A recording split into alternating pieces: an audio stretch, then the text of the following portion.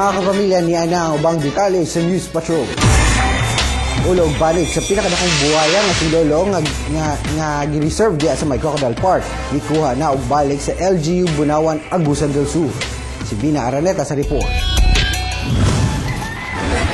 Alas 2 sa hapon kagahapon, niabot sa Davao Crocodile Park ang mga personahe gikan Bunawan, Agusan del Sur. Nakaredy ng danang duha ka freezer. Di nakabutang ang ulo og panit ni Lolong, ang pinakadako nga dinakpang buaya sa tibuok kalibutan. Walay oras nga gilangan ng grupo kay giapas ni ini nga dili ma-defrost ang ice. Busa, gikarga dayon sa off-truck aron ibalik dayon sa Bunawan, Agusan del Sur. Ang manlo sa mo, ma'am, dalon lang sa Bunawan niya. Kuan mo to'y instruction nila nga manhid diri sa Davao kuhaon si ni panit ni Lulong. So wa pa ko kabalupod, ma'am, nga na sistema. 5 ka bulan sa banglawas ni Lolong sa Davao Crocodile Park nga gi-preserve pinaagi sa freezer. Well, during the preservation, isang ordinaryong preservation process lang ginawa natin. Nilagyan natin siya ng salt as a means of preservation sa kanyang skin at saka yung kanyang ulo. So, sort of freezing the specimen. It's still in good shape dahil to asinto at saka it's been kept in the freezer, but you see the damage here, yung freezer burn. That's why I'm urging the national government and Bunawan to pull this out already, and now they already made an agreement. So si Lolong will end up at the National Museum to be preserved, no? Yung taxidermy siya. Si Lolong usa ka saltwater crocodile nga dunay kadakon nga 20 feet o 3 inches o 6.17 meters. Nga nadakpan nitong 2011. Namatay kini nitong Pebrero 2013 tungod sa cardiac arrest o pneumonia, mahitungod sa stress o fungus infection. Ang skeleton ni Lolong i-display sa National Museum. Vina Araneta, ABS-CBN News. Meeting ni Davao City Mayor Rodrigo Duterte ang kapin 200 ka mga Kristiyano ug Muslim nga Bangsamoro sa Almendras Gym kagahapon aron butabang sa pagbantay sa palibot ilabi na sa selebrasyon sa 28 Kadayawan Festival. Sumala ni Mayor Duterte, importante ang tabang sa matag residente sa Davao City sa pagkiginabi sa matag grupo aron nga makabot ang kalinaw. Tatlo kawigan niya ng government kasi kung tinulungan natin sa gobyerno natin, ayaw ang ating pamulyo. Hindi ka makatlo, makapamumili ka o ka ng normal, hindi ka sa magdagandagan. I will just ask them to just look around, and if you see anything, tell me.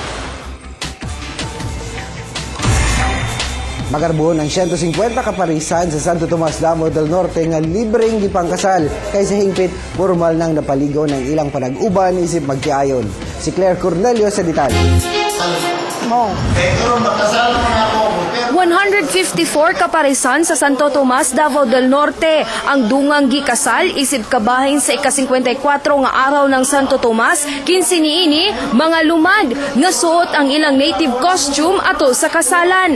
Malipayon kaayo ang mag-asawang Anlano nga gikan sa tribong Atamanubo kay nalibre ang ilang kasal. Kamatayon ra, agutlanan. Nagbuwag mi. Sangko sa langit akong pasalamat sa Mayor. 20 katuig na sab nga nag-ipon ang mag-asawang Estrada ug karon formal na silang gikasal. Busa nalipay kaayo si Rosalinda labi na kay dagko na ang ilang mga anak. 20 to kay kuan naman 21 naman ako magulangan. Payo naman sa noong kung makasal akong kuan pakasal nami kaya akong mga anak ko. Marriage contract sa akong mga anak ba mag-abroad wala. Sure na. Yung matigulang na ta. Lisod na kayo, balik patag-pataron. Tambag ni Santo Tomas Mayor Benigno Andamon sa mga bagong kasal nga kung mahimo tagduhara ang anak aron matutukan ang pagdako og dili maglisod sa panginabuhian. Ang kami nyo sa kabalaan nga usa ka sakramentos kung balaan kini para kana kung nagtambagan ako nga kung mahimo ayuhon gud nila ang ilahang kinabuhing magpiayon. Mga kung tambag kanila kung mahimo duha lang ka anak, tulo ka anak, kalisod man ubay kang kitag anak unya di na ta ka eskwela. Una gitapos ang kasalan, nagpa-contest pa sa padugayay og legal kiss kay ang makadaog, makadawat og papremyo. Claire Cornelio, ABS-CBN News.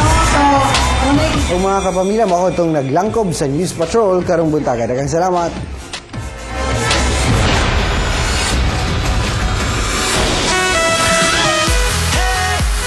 Makilig daw ang mga kiss sa atong mga newlywed couples. Pero kini mga kapamilya, since kada yawa na karon na season, no, syempre abunda sab ang atong mga prutas dinhi sa Davao City. Dapat dili nyo kalimtan ang pagtilaw og durian. Labi na sa inyong mga bisita, dapat isa na sa inyong mga dapat ipakaon sa ilaha. Pero unsaon ba nato pag-ila kung unsa-unsang klase sa mga variety sa durian? Sa Renato.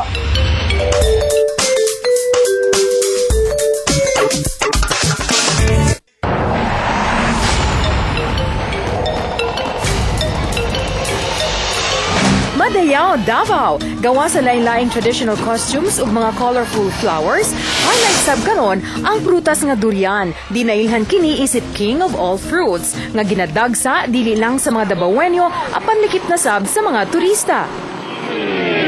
Apan ang durian, dili lang makaon isip fresh fruit kay daghan pa kining laing variety nga inyong pwedeng pagpilian. Sa mga mahilig sa pie, pwede ninyong i-try ang durian pie flavor na for sure swak sa inyong panglasa. Sa mga sweet tooth, na ay durian yema and assorted durian candies. Ug durian tart na pwedeng pampasalubong sa inyong mga kapamilya. Gawa sa banana chips nga naandan natong paliton, naasay available nga durian chips nga lami parisan ug durian dip. Sa mga mahilig sab sa pan, pwede ninyong suwayan ang durian jam isip palaman ug dried durian para sa mga first-timer. Mostly ginapangita jud ang durian.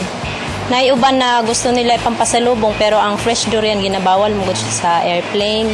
So among gina-promote ang among dry durian kay pwede siya ma-hand carry lang. Pwede pud siya ma-check in nila nga kuan kay gaan lang siya then bawas sa bagahe nila. Aside sa mga pagkaon nga ato ang mapilian, naasay mga craft materials nga gigama sa durian. Ang durian paper nga made of durian leaves nga mas ligon ug dili dali magisi kumpara sa ordinary paper. Kung nangita mo og souvenir nga personalized ug affordable, na ay durian pen holder, durian ref magnet ug durian key decor nga naay nakakabit nga tinuod nga preserved durian. Alang sa Consumer Watch, ako si Marcel Mamon Dasalia. Ang Kapamilya Caravan karong kadayawan sa SM City Davao atong masaksihan ang cast sa Annalisa, si Gerald Anderson ug Daniel Padilla. Kanatong tanan makiguban sa August 17, Sabado sa alas 4 sa SM City Davao. Kita maglingaw-lingaw! A celebration of bounty, a celebration of beauty, a festival of a city honoring the harmony of its tri-people, working towards a common vision. So to all Davaoenos, happy 28th Kadayawan sa Davao. This ABS-CBN special is brought to you by Brokenshire, College of Davao. Pagpasiguro sa mga nunayong kayo, kinimao ang temang di pasibaw sa 28th Kadayawan sa Davao. Usa ka pa himang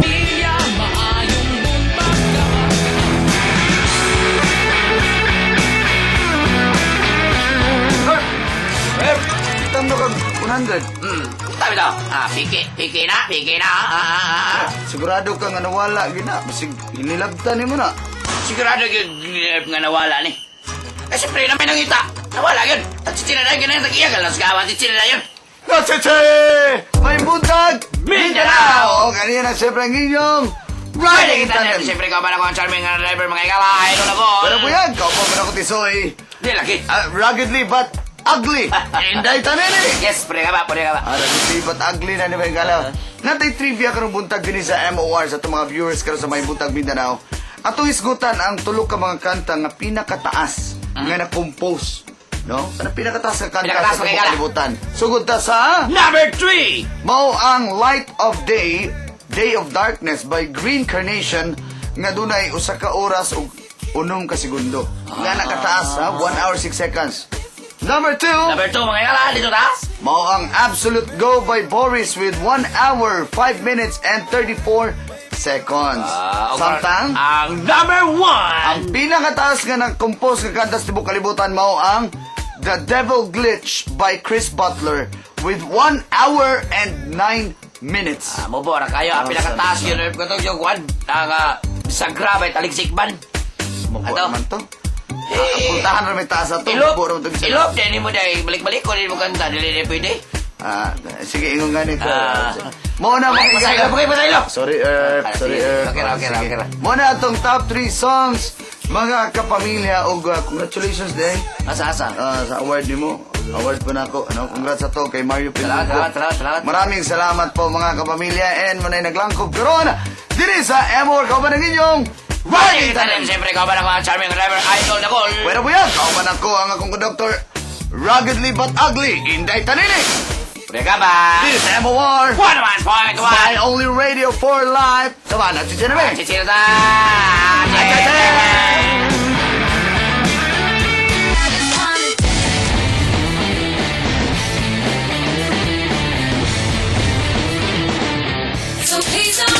Ayan sa atong mga kapamilya diya sa may San Lorenzo, Buhangin, nagsugod na panuktok ang atong sugod bahay team. Kinsa kaha ang maswerte kapamilyang nasudlan sa atong barkadang si Claude.